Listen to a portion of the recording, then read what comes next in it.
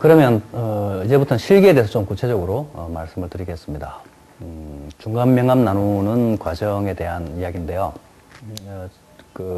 좀 예제 그림들을 보면서 말씀을 드릴게요. 뭐 아시겠지만 우리는 실기 과정이 계속 반복되고 있다는 사실을 여러분들이 감을 잡고 있을 겁니다. 트레이싱 기법, 그 다음에 격자틀, 그다음 외벽 보기를 이용한 형태 잡기 이렇게 배워왔죠. 그 다음에 어떤 우리가 저번 시간에 그림자 보기, 극단적인 발음과 어둠의 이미지를 만드는 과정을 배우는데 그 과정도 마찬가지로 극단적인 발음과 어둠을 이렇게 나눠 볼 수 있습니다. 똑같은 방법으로 이렇게 진행을 하셔야 됩니다.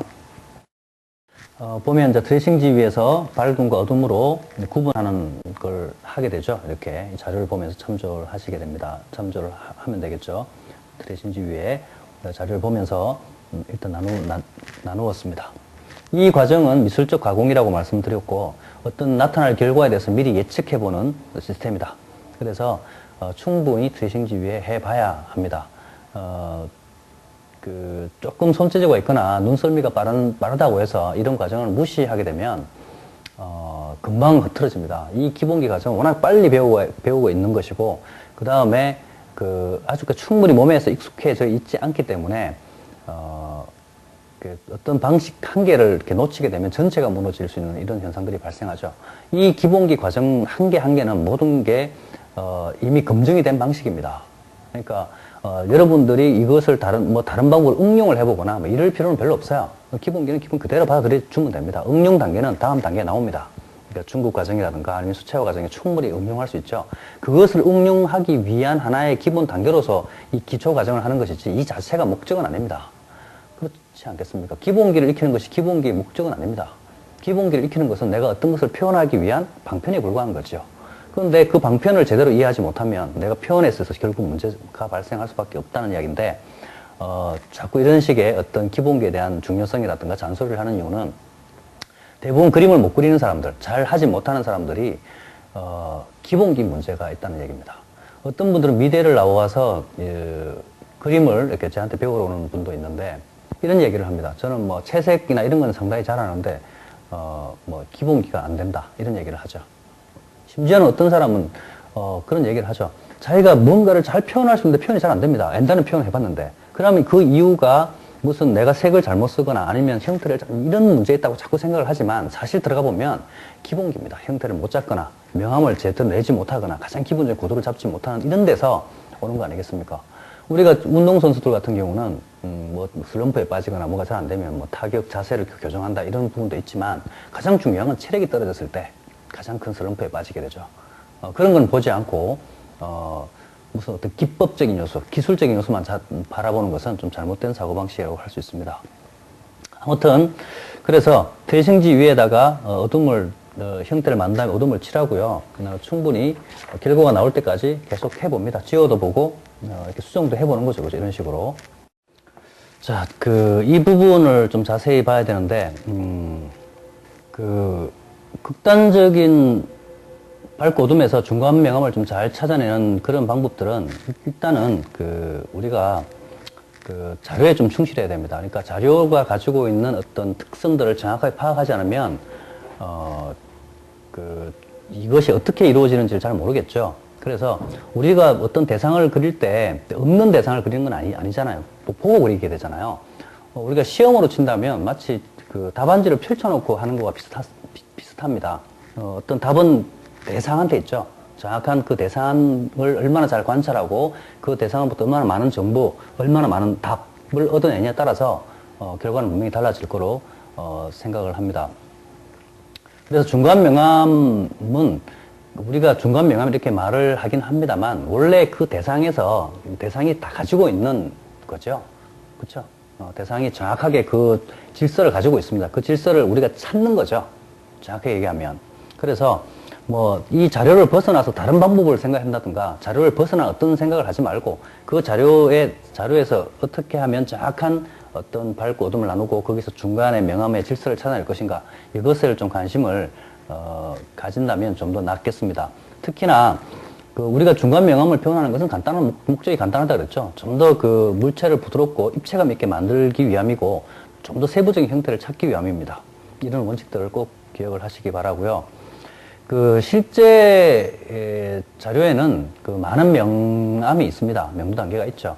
그러니까 아주 예를 들어서 우리가 지금 3단계 정도, 중간 명암의 한 3단계 정도로 볼 수 있는데, 3단계만 있는 게 아니고 좀 더 어정쩡한 밝음도 있고, 2단계 혹은 5단계 또 이런 여러 가지 단계가 있는데, 그 중에서 우리가 지금 필요로 한 부분은 중간 단계입니다. 그러니까 잡다한 명암들은 좀 정리를 하고, 2단계나 혹은 2.5단계나 혹은 5단계나 이런 것들은 일단 지금은 생각하지 마시고, 오로지 내가 봤을 때 중간 정도 된다. 밝음과 어둠을 비교했을 때 이 정도가 가장 중간 정도 회색이 아닐까. 그렇죠. 자료를 본다면 이렇게 중간 정도 회색이 아닐까라고 생각하는 부분만 중점적으로 찾아서 표현을 하는 게 중요합니다. 이것이 질서를 만드는 방법입니다.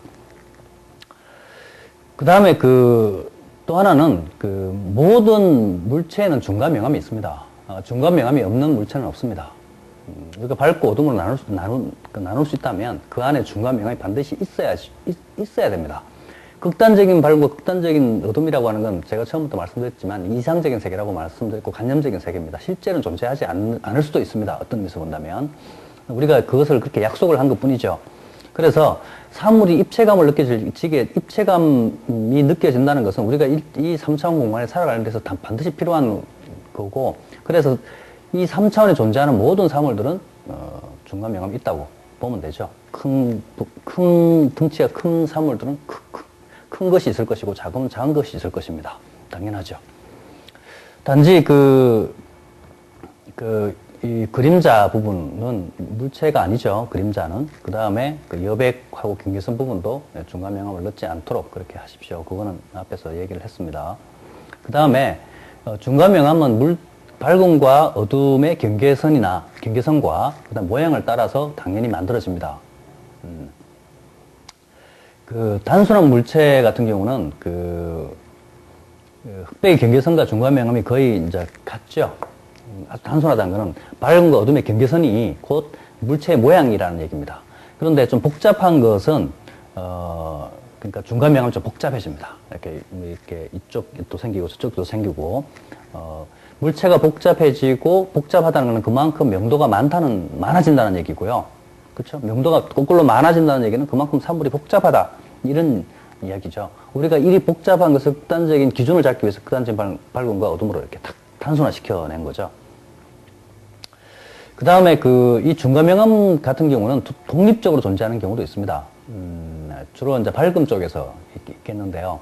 우리가 극단적인 밝음과 어둠을 나누기 위해서 생략했던 부분입니다. 이게 밝음으로 그냥 통일시켜 버리는데 중간 명암이 밝음 쪽에서 독단적으로 이렇게 하나 존재하는 이런 것도 있을 수 있겠죠. 그거는 형태가 좀 부드러워지고 명암이 풍부해지는 과정에서 숨어있던 어떤 명암이나 형태가 드러난다 이렇게 생각을 하시면 되겠습니다. 또 하나는 그리는 사람의 의지가 있어야 되겠죠. 우리가 이 중간 명암이라고 하는 것도 결국은 사람에 의해서 인식되는 어떤 색인데, 사람은 기계가 아니기 때문에 같은 정보를 준다 하더라도 그것을 처리하고 출력하는 방식은 좀 다를 수밖에 없습니다. 그래서 자료에 충실하되 이것이 사람이 느낀 자료를 충실하게 바라보더라도 그것을 느끼는 사람의 처지나 환경, 이런 느낌, 정서에 따라 다 다를 수밖에 없고, 또 기준이라고 하는 게 상대적이다 보니까 아무래도 판단하는 기준이 조금씩 다를 수 있습니다. 그래서 그 자료에 충실하되 그 자료에 좀 더 걸맞게 눈에 거슬리지 않게 해야 되겠지만 거기에 약간 걸맞게나 좀 재밌게 혹은 좀 더 풍부하게 만들어주는 이런 것들은 필요합니다. 그래서 내가 봤을 때 이 부분이 중간 명암이 아니라고 해도 우리가 만약에 기계적으로 좀 나눈다면 이런 부분을 중간 명암 처리할 수도 있고요. 또 얼핏 보기에는 중간 명암처럼 보이는데 내가 경우에 따라 중간 명암을 처리하지 않는 경우도 있겠죠. 그럼에 따라서 어떤 결과도 좀 상당히 달라질 수밖에 없습니다. 그런데 이런 것을 규정하는 어떤 원리가 있다면 이런 거 아니겠습니까? 사람은 누구나 우리 내부 안에 그런 원리를 가지고 있습니다. 균형을 잡으려고 하는 원리가 있겠죠. 당연히 어떤 것이 한쪽으로 쏠리게 되면 또 한쪽으로 그것을 이렇게 중심을 잡으려는 욕구를 다 가지고 있습니다. 이건 모든 사람이 가지고 있죠. 이것이 흐트러진 사람이 정서적으로 이상해지는 사람이라고 할 수 있죠. 그 다음에 항상 일정한 균형 상태를 유지하려고만 하는 게 아니라 이것을 약간 변화를 주고 싶어 합니다. 그러니까 재미라고 하는 게 있잖아요. 우리가 안정된 생활, 그냥 직장에서 집으로, 집에서 직장 이렇게 생활하는 것을 원치는 않습니다. 거기에 따라서 경우에 따라서 뭐 이렇게 여행도 가고 또 재밌는 일들이 생겨야 되고 이런 것을 반드시 원하죠. 이런 것이 변화입니다. 그리고 이 변화도 너무 막 내가 오늘 아침에 일어나서 하루가 어떻게 변할지를 전혀 모른다고 한다면 이것도 너무 불안합니다. 그래서 일정한 균형과 안정감이 균형이 안정이니까 안정과 일정한 변화는 나름대로 어느 정도 폭안에서는 통일되어 있어야 된다.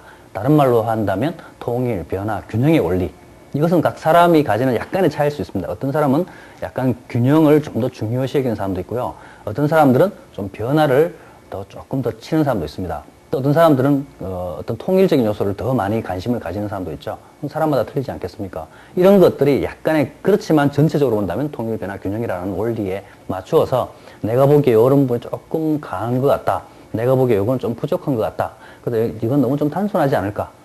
이런 식으로 어느 정도 폭안에서 판단을 해보시라는 이야기죠. 이것이 사람이 가지고 있는 각자 자기 가지고 있는 통일, 변화, 균형의 원리입니다. 이 원리를 충분히 생각을 해보시고 또 그런 부분에 있어서 자기의 모습도 한번 이렇게 되돌아볼 수 있는 그런 어떤 그 자연스러움을 만들어낼 수 있을 거라고 생각을 합니다. 그래서 조금 차이가 있다 하더라도 뭐 그건 인정하면 되지 않겠습니까?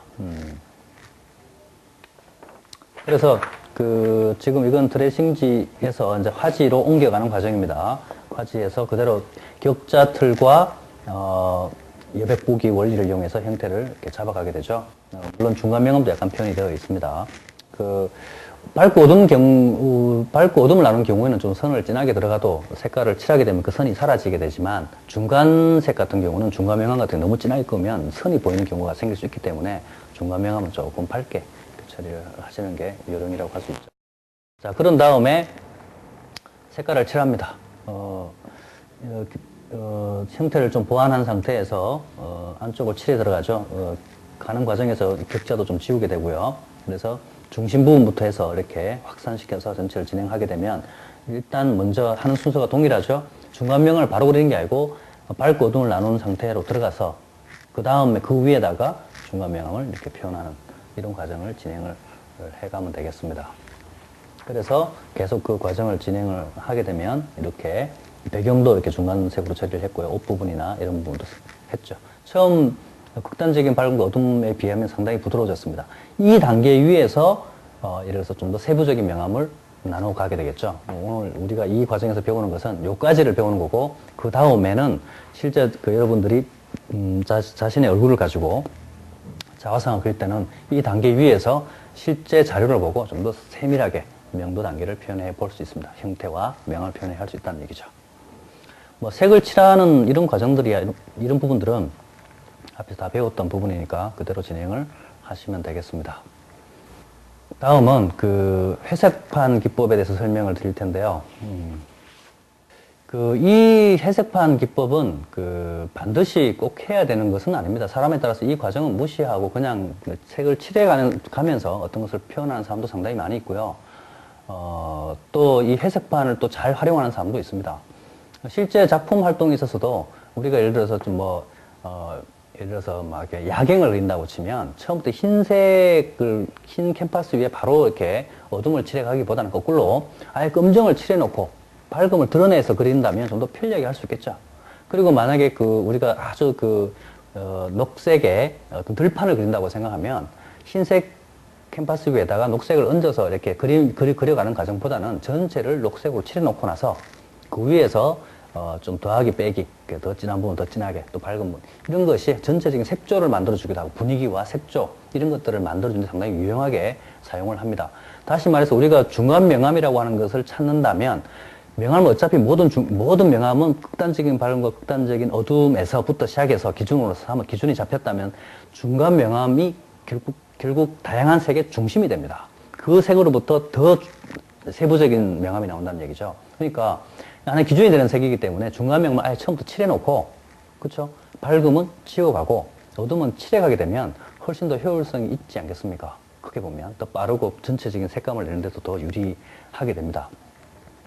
그래서 화지의 기본색이 흰색이라고 한다면 이제 그것이 이제 기준점이라고 한다면 우리가 회색판을 만들게 되면 기준점이 흰색이 아니라 회색이 되는 거죠. 그렇죠? 회색이 되죠. 그러면 흰색이 곧 지우개로 지워내는 것이 흰색이 되는 거죠. 그리고 연필로 칠해가는 부분은 어둠이 되고 이런 원리입니다. 이것도 마찬가지로 일단 하는 원리는 뭐 그렇게 어렵지는 않습니다. 동일한 방법이고요. 트레이싱 기법을 이용하고 그 다음에 형태를 트레이싱지 위에 충분히 잡아보겠죠. 이렇게 중간 명암을 내본다는 얘기죠. 실제 뭐 중간 명암을 내지 않고 실제 똑같이 그려도 상관은 없습니다. 지금은 이 과정은 일단 회색판 기법을 어떻게 사용하는지를 보여주기 위한 방편이라서 조금 중간 명암 단계라고 하는 걸 좀 무시하고 좀 사실적으로 그려봤죠. 이렇게 사실적으로. 트레이싱지 위에 사실적으로 그리는 겁니다. 그런 다음에, 화지의, 격자 틀과 여백 보기를 통해서 형태를 잡고, 격자를 다 지워야 되겠죠.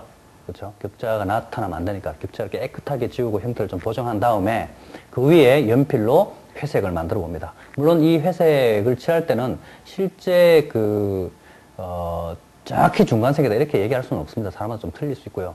아무튼 중간색에 근접되어야 되고 중간색보다는 제가 생각엔 조금 밝게 가는 것도 괜찮을 것 같습니다. 그리고 무엇보다도 밑에 잡아놓은 형태가 보여야 되겠죠. 이 형태가 보이지 않으면 도대체 이 형태를 어떻게 잡아놨는지 알 수가 없으니까. 그래서 그 형태가 보일 정도. 그렇지만 전체적으로 골고루 이렇게 골고루 얼룩이 지거나 어떤 부분이 덜 칠하지 않도록 골고루 색깔을 좀 칠해서 촘촘하게 칠해놓고 난 다음에 그 위에다가 뭔가를 그려가게 될 겁니다.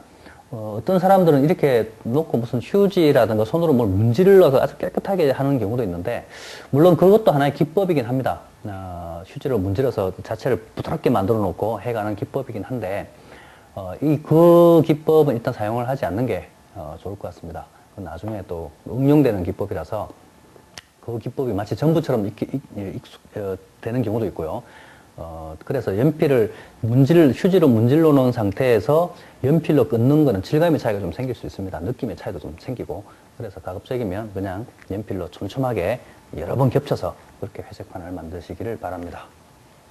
그런 다음에 이렇게 지금 보면 지우개로 지금 밝음을 지워가는 과정입니다. 이렇게. 그렇죠? 지워가죠. 남도록. 그러면서 이 지워가는 과정에서 사실 지우개의 여러 기법들을 사용을 하게 됩니다. 일단 밀어 올리는 것. 밝은 쪽에서 어둠 쪽으로 밀게 되면 정확한 그 지우개의 형태가 드러나는 게 아니죠. 지우개질을 한 부분과 아닌 차이가 정확하게 생기는 게 아니고 좀 이렇게 부드럽게 이렇게 넘어가는 그런 경우도 생길 수 있고요. 또 이렇게 눌러서 잡아주는 경우도 있습니다. 중간 부분을 색을 이렇게 눌러주면 그 단계가 좀 더 훨씬 더 부드러워지죠. 그 다음에 두드리는 방법도 있고요. 그 다음에 날카롭게 이렇게 잘라서 어떤 정확한 부분들은 이렇게 정확하게 이렇게 지워내는 그런 기법도 있을 수 있습니다. 실제 그림을 그리다 보면, 이건 중요한 얘기지만, 사람들은 앞에서도 얘기했던 지우개는 단지 틀린 것을 지우는 어떤 그런, 부정의 개념이 아니라, 이 칠의 그림을 그려가는, 흰색의 개념으로서 적극적인 어떤, 역할을 해야 되는데, 연필화가 좀 더, 아주 색감이 풍부하면서 좀 제대로 나오려면, 이 지우개를 충분히 활용을 해야 됩니다. 제가 뭐 정확한 수치로 옮기는 거는 좀 약간 문제가 있긴 합니다만, 제가 남들어 이렇게 이 연필화로 해본 경험으로는 완성된 연필화에서 지우개의 역할이 한 40% 이상은 충분히 될 거로 예상이 됩니다. 그러니까 그 대상을 표현하는 데서 지우개의 역할이 없으면, 뭐, 연필로만 가지고는 한 60% 정도밖에 표현이 안 된다는 얘기죠. 거꾸로 얘기한다면, 예를 들어서 뭐 볼펜이라든가 뭐 이런 걸로 그리게 되면 그 대상이 가지고 있는 풍부함의 어떤 느낌의 한 60% 정도밖에 표현을 못 한다는 이야기가 되는 겁니다. 그래서 좀 자세히 얘기한다면 예를 들어서 우리가 일부러 지우기 위해서 칠하는 경우도 있습니다. 그러니까 흰색을 칠하기 위해 다시 지우개를 이용하기 위해서 일부러 칠하는 경우도 있고요. 또 그걸로 일부러 지워놓고 다시 칠하는 경우도 있죠. 이것도 하나의 기법 중에 하나입니다. 단지 틀려서 지우거나 아니면 그냥 비어서 칠하는 것이 아니라 그것도 하나의 색감을 내는 방편으로서 지우개를 적극적으로 활용하는 방법 중에 하나라고 할 수가 있죠. 자, 그렇게 해서 대략 어둠은 더 칠해갈 것이고 이렇게 해서 완성을 해갈 수 있습니다. 이렇게 회색판 기법이고요. 회색판 기법 또 어떤 연필화를 그리는 데 있어서 한 중요한 또 방법이기도 하고 또 중간 명암을 내는 데 있어서 또 중요한 역할을 하는 방법이기도 합니다. 그렇지만 꼭 이 방법을 사용하지 않아도 상관은 없습니다. 상관은 없고요. 만약에 내가 그냥 중간 명암을 나눌 수 있다면 그대로 연필을 처음에 그림자 보기 한 것 상태에서 중간 명암을 그대로 그려가거나 지우개를 이용해서 또 빼거나 이런 식으로 하셔도 크게 무리는 없을 걸로 예상이 됩니다. 하지만 이 과정도 이 방법도 중요한 거기 때문에 꼭 기억은 해 놓으시고, 모든 사람이 이 방식을 진행해야 된다는 얘기는 아닙니다. 그래서, 여러 가지 방법을 사용하는 데 있어서, 기본 원칙은 회색판 기법을 사용 안 하고 해도 상관은 없다. 하지만 이것을 한다면 좀 더 부드럽게 표현할 수 있다. 이렇게 정리를 할 수 있겠습니다. 이 과정은 마찬가지로 한 2주간에 걸쳐서 실기를 진행을 할 수 있습니다. 그러니까 한 주에 한 개씩 진행을 하는 거죠. 이게 지금 자료가 나와 있는데 이 자료를 참조로 해서 한 주에 한 개씩, 2개 정도를 진행하신다면 대략 감이 좀 올 걸로 예상이 됩니다. 경우에 따라서는 보통 이 정도 단계에서부터는 자기 얼굴, 자기 사진, 이런 것을 가지고 직접 표현을 한번 해보고자 하는 욕구도 생길 수도 있을 텐데, 꼭 그럴 필요는 없습니다만, 또 경우에 따라서는 자기 사진이 이런 정도 깨끗하게 찍어낼 수 있다. 이렇게 판단되어진다면, 제대로 딱 자료를 만들 수 있다면, 이 자료를 가지고 해석판 기법을 이용하거나 중간색 나누기를 해도, 결과는 동일하지 않겠습니까? 꼭 이 자료를 하지 않아도 상관은 없다는 얘기죠. 어떤 의미에서 보면. 왜 그러냐면 다음에 이제 자기 자화상을 그려볼 텐데 아무래도 한두 번 먼저 해보고 나서 하는 것이 훨씬 더 유리하겠죠. 그렇죠. 처음부터 이렇게 바로 낯선 어떤 소재를 가지고 하는 것보다는. 근데 그것은 또 다음에, 이 자기의 모습을 찍는 방법부터 시작해서 또 이것을 그려가는 과정에 대한 강의를 할 겁니다. 그러니까 굳이 꼭 그렇게 하지 않아도 상관없지만 여유가 된다면 그렇게 하셔도 무방할 거로 생각합니다. 이 과정이 이제 앞에서 우리가 어떤 예벽 보기와 그 다음에 격자틀을 이용한 형태 잡기, 그 다음에 극단적인 밝음과 어둠으로 나누는 이미지, 이 세 가지가 사실은 가장 중요한 원리입니다. 기초 단계에 있어서 초급 단계에 있어서 가장 중요한 세 가지를 꼽으라고 한다면 예벽 보는 방법, 예벽 보기, 안쪽과 바깥쪽을 동시에 보면서 혹은 안쪽을 버리고 바깥쪽을 보고 혹은 바깥쪽을 버리고 안쪽을 보는 이런 예벽 보기 원리와 그 다음에 격자를 이용한 형태의 확대와 축소, 그렇죠? 물론 그것도 은밀한 보면 예벽 보기의 한 방편일 뿐이죠. 그 다음에 어떤 밝음과 어둠을 기준으로 해서 양 명암의 기준을 잡아내는, 입체를 만들기 위한 기준점을 잡아내는 것. 이것이 가장 중요하고요.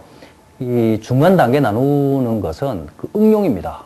그것이 정확히 된다면, 그 다음에 중간 명암 나누는 과정은 그렇게 어렵지는 않습니다. 조금 사람마다 좀 틀려질 수도 있기도 하고, 응용되는 과정이기 때문에, 여러 번 그려보거나 좀 다양하게 한번 원칙에 따라서 해보면, 훨씬 더 좀 이렇게 재밌게 표현을 할 수 있을 거라고 생각하는데, 제가 걱정이 되는 부분들은, 보통 이 정도 과정까지 오면, 나름대로 그렇게 무리 없이 그리기는 합니다만, 이까지를 와서 처음으로 되돌아가는 사람도 있습니다. 그게 뭐냐면, 중간 색을 칠하고 좀 잡다한 모양이라든가, 어떤 명도를 이렇게 만들어가는 이런 과정이 왔을 때, 우리가 앞에서 배웠던 그림자 보기라든가 이런 좀 더 중요한 격자틀, 이런 기본기를 무시하거나 아니면 잊어버린다는 거죠. 참 답답한 현상들이 가끔 벌어집니다. 당연히 결과가 잘 나오지 않겠죠. 그래서 이 응용되는 과정도 기본기가 튼실한 단계 위에서 올라가는 것이기 때문에 꼭 그 앞에 과정을 제대로 한 위에다가 이 과정을 이렇게 응용해서 올리시기를 바랍니다. 긴 시간 동안 제 얘기를 들어줘서 고맙습니다.